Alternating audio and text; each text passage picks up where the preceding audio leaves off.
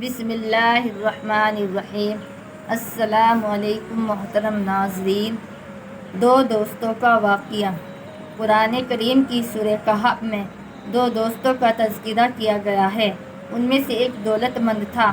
اللہ تعالیٰ نے اس کو بہت سا مال، دولت اور نعمتیں عطا فرمائی تھی۔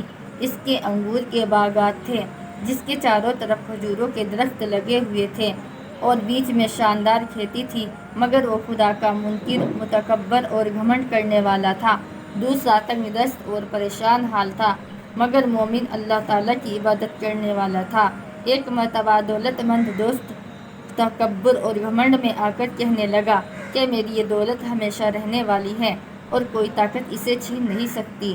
اس کے غریب دوست نے کہا کہ تم اپنے مال و دولت پر اس قدر گھمنڈ مت کرو، کیونکہ ہو سکتا ہے اللہ تعالیٰ تو مجھے تم سے زیادہ مال دولت سے نواز دے اور تمہارے مال اور دولت کو آسمانی آفت اور خدا کی عذاب سے برباد کر دے۔ آخر کار